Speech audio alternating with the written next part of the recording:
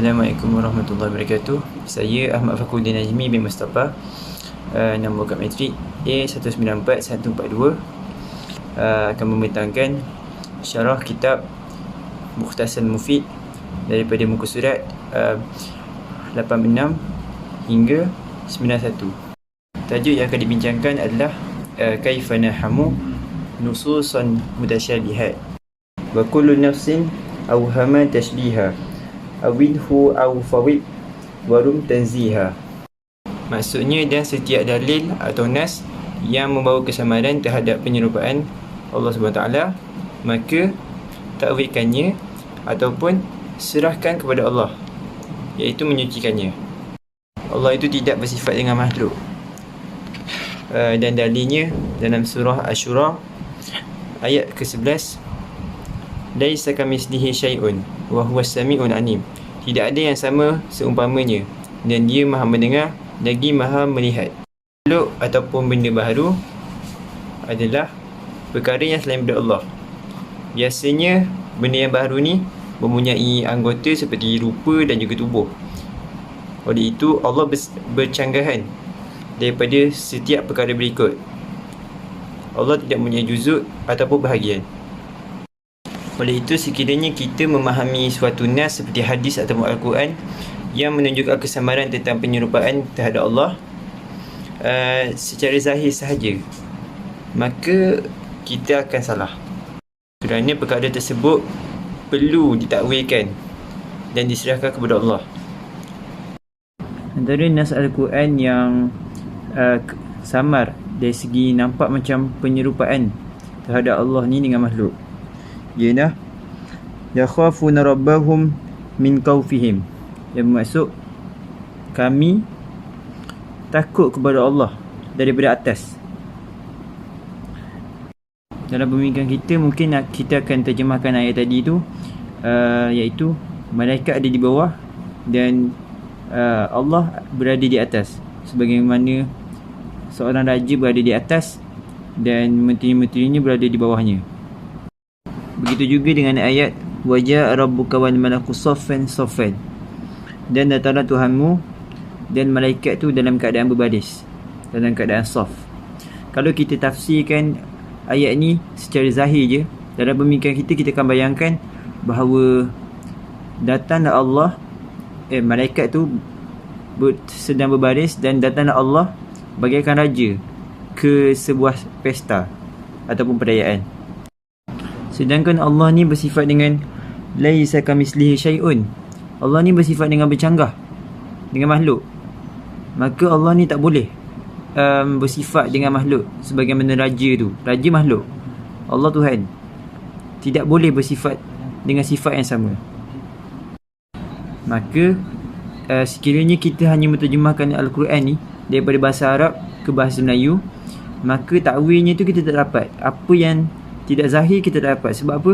Sebab orang Arab ni dia bercakap untuk menunjukkan makna zahir sahaja, dan ada dalam konsep bahasa Arab ni majaz, yang mana mereka menggunakan peribahasa, kiasan untuk menerangkan sesuatu yang tidak zahir. Oleh itu ulama membagikan perkara ini kepada dua bentuk takwil. Yang pertamanya ulama salaf. Ulama salaf ni adalah ulama yang berada pada akhir kurun ketiga, seperti sahabat, tabi'in, pengikut-pengikut tabi'in, ulama empat mazhab serta ulama-ulama besar dalam mazhab tersebut. Ulama salaf mengatakan bahawa zahir sesuatu ayat kesamaran tu kita tidak boleh memberikan makna kepadanya, tidak boleh diertikan, kerana perkara tersebut hanyalah diketahui oleh Allah SWT. Oleh itu mereka serahkan ayat-ayat kesamaran ni kepada Allah, dan mazhab mereka dinamakan mazhab tafwid, yang bermaksud makna kesamaran diserahkan kepada Allah sahaja. Terusnya pendapat kedua daripada ulama khalaf, iaitu ulama khalaf ni mengatakan bahawa zahir suatu makna daripada ayat kesamaran ni bukanlah digendaki, dan mereka memberikan makna terhadap ayat-ayat tersebut. Dan mazhab mereka ni dipanggil mazhab takwil. Antara contoh takwil daripada ulama khalaf ialah yakhafuna rabbahum min khawfihim, yang bermaksud dan mereka takut kepada Allah yang berada di atas mereka. Ulama khalaf di sini menakwilkan bahawa di atas tu maksud dia ketinggian Allah dari segi kebesarannya, sebagaimana firman Allah, wa inna fawqahum qahirun, dan Fir'aun tu berada di atas Bani Israel. Makna di sini bukannya Fir'aun tu ada di atas Israel, Bani Israel, tapi dari segi penguasaannya, yang mana Fir'aun ni menguasai berbagai wilayah dan menjadikan Israel ni berada di bawahnya, begitu bawah. Seterusnya Allah berfirman, Ar-Rahmanu ala arsy istawa, dan dialah Ar-Rahman, Allah berada di atas arash, bersemayam di atas arash.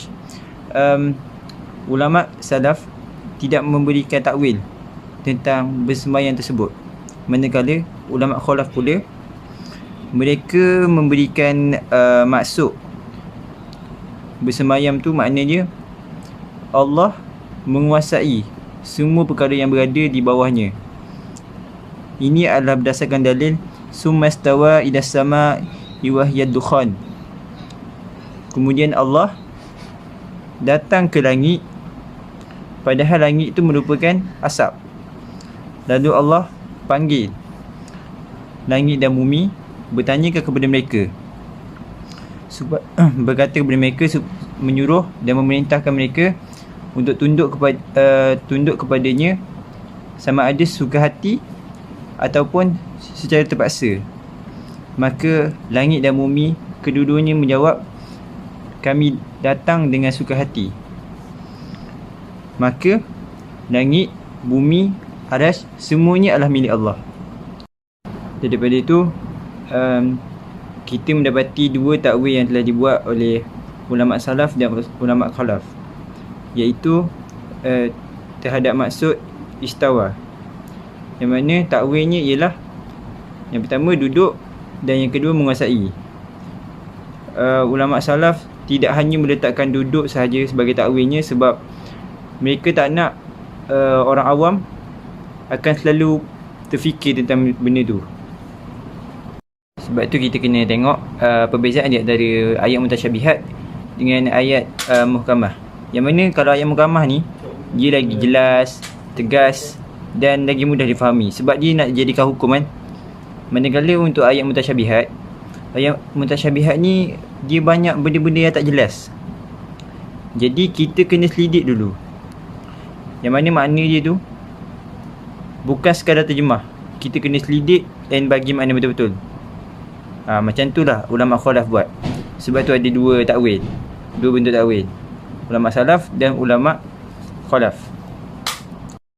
Kesimpulannya, ulama salaf dan khalaf mereka bersepakat dan bersetuju yang mana penyerupaan Allah terhadap makhluk tu tiada, dan setiap ayat-ayat kesamaran tu tidak menunjukkan sebarang penyerupaan Allah dengan makhluk. Tapi kita nak ambil yang mana? Kalau kita ambil yang salaf, dikatakan bahawa kita ambil salaf lagi selamat, tapi bila kita ambil khalaf lagi teguh. Apa makna dia?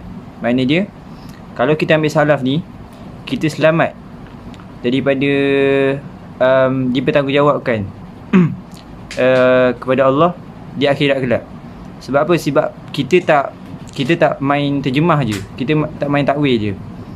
Manakala khalaf ni lagi teguh, sebab kalau kita takwil benda tu, kita takwil ayat tu, ayat mutasyabihat tu, dan kita tahu makna dia, kita akan lebih teguh dan tidak mudah didorong oleh hawa nafsu ketika kita memikirkan apa benda maksud sebenar ayat tu.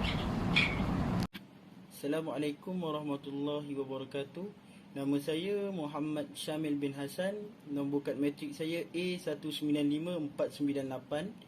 Pada hari ini saya akan membentangkan dari syarah kitab Mukhtasar Mufid muka surat 92 sehingga 95.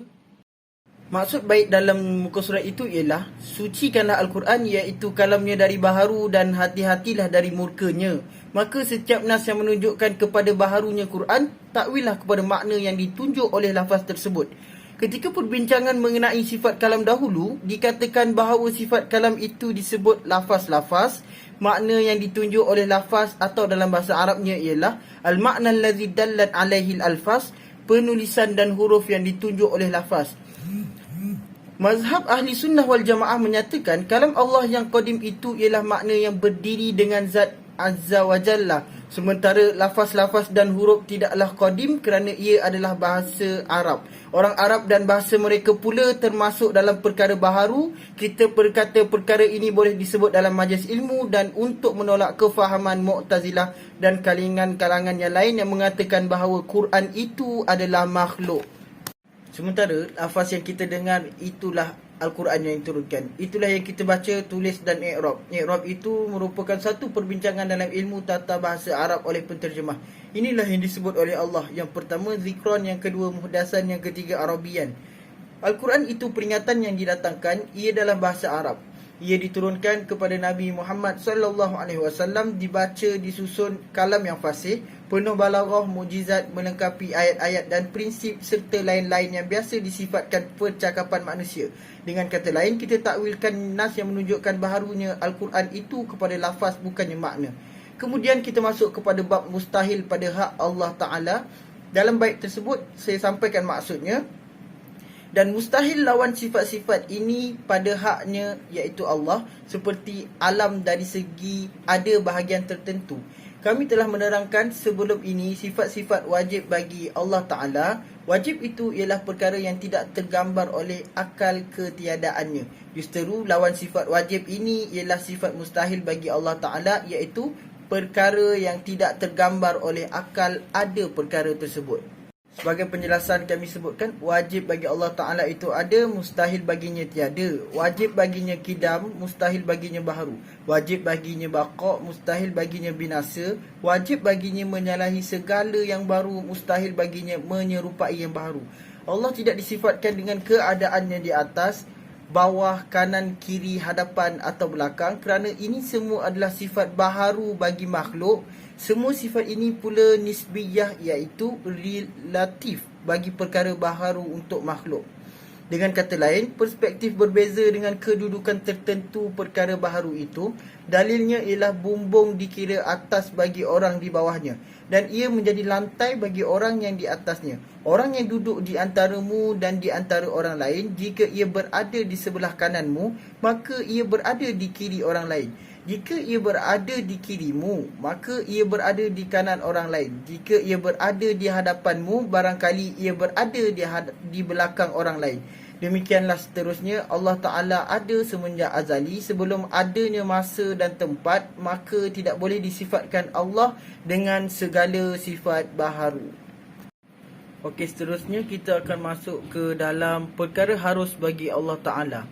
Di dalam bait yang ke-44 yang membawa maksud, dan harus bagi Allah perkara yang mukmin, harus mengadakan, meniadakan, juga dia pemberi rezeki kepada yang kaya.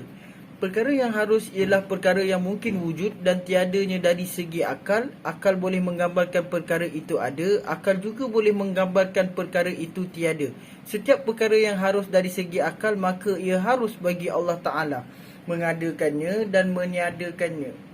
Sekalipun ia dianggap mustahil dari kebiasaannya atau biasanya tidak berlaku. Contoh, seseorang itu kaya adalah perkara harus, maka harus bagi Allah Ta'ala menjadikannya kaya. Seseorang itu berilmu adalah perkara yang harus, maka harus bagi Allah Ta'ala menjadikan seseorang itu berilmu. Demikianlah yang seterusnya. Harus pada akal seseorang itu berjalan di atas air tanpa sesuatu perantaraan, sekalipun tidak berlaku kebiasaannya. Maka harus bagi Allah Ta'ala memuliakan hambanya dengan perkara itu. Ini dinamakan karamah. Begitu juga manusia boleh terbang di tanpa perantaraan. Perkara ini harus dari segi akal, sekalipun tidak berlaku pada kebiasaannya.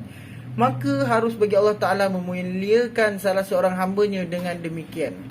Namun Allah Ta'ala dengan rahmat darinya kepada makhluk menjadikan bagi alam ini ada sunnah perjalanannya yang tetap supaya kehidupan mereka tersusun.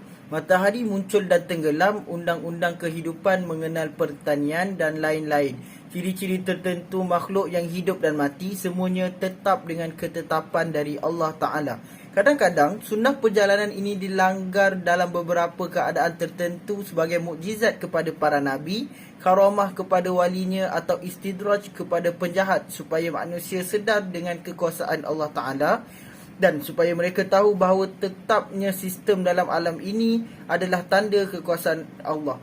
Firman-Nya dalam Al-Quran, "Falan tajida li sunnatillahi tabdila walan tajida li sunnatillahi tahwila." Yang membawa maksud, maka sesekali kamu tidak akan mendapat penggantian bagi sunnah Allah dan sekali-kali tidak pula akan menemui penyimpangan bagi sunnah Allah itu.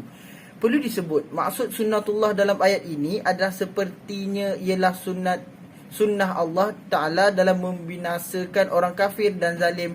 Namun pengajaran diambil dengan umumnya lafaz, tidak dengan sebabnya yang khusus bagaimana yang disebut oleh para ulama. Seterusnya kita masuk kepada bab menjadikan perbuatan atau dalam bahasa Arabnya khalqul af'al. Yang membawa maksud dalam matan ini baitnya adalah Allah menjadikan hamba-Nya dan amalnya memberi taufik kepada siapa yang mahu sampai kepada keredaan Allah dan menghinakan siapa yang Dia mahu jauhkan dan meluluskan satu perkara kepada siapa yang Dia mahu janjikan. Dalam kitab Tauhid, ada 5 perkara yang berkait antara satu sama lain. Mereka yang tidak mahir dalam perkara ini tidak dapat membezakannya sehingga membawa kekeliruan dari segi kesimpulannya. 5 perkara itu ialah: yang pertama, ilmu Allah Ta'ala menjadikan perbuatan ataupun khalqul af'al, tempat fokus yang dibalas pahala atau dosa, manatul jaza', ketetapan Allah qada dan qadar. Perkara pertama, ilmu Allah Ta'ala. Telah diterangkan bahawa ilmu Allah Ta'ala qadim meliputi segala sesuatu. Allah Ta'ala tahu semua perkara sebelum berlakunya dan ia berlaku sama seperti dalam ilmu Allah Ta'ala dengan lain perkataan. Ilmu Allah Ta'ala selari dan selaras dengan perkara yang berlaku. Perkara yang kedua, menjadikan perbuatan khalqul af'al. Mazhab Ahli Sunnah wal Jamaah ialah Allah Ta'ala menciptakan perbuatan sebagaimana Dia juga menciptakan sesuatu. Jika diletakkan sehelai kertas di dalam api lalu terbakar, maka yang menjadikan terbakar itu ialah Allah Ta'ala. Menisbahkan atau meletakkan membakar kepada manusia atau api, iaitu kita sebut orang itu membakar kertas, api membakar kertas, kata penterjemah, adalah simbolik majazi. Dalilnya, Nabi Ibrahim AS dicampakkan ke dalam api tetapi baginda tidak terbakar, sedangkan kaumnya tetap berdosa kerana mereka mahu membakarnya. Perkara yang ketiga, tempat fokus yang dibalas pahala atau dosa, iaitu manatul jaza'. Dengan kata lain, manusia itu dihisap dan dihitung berdasarkan kepada apa?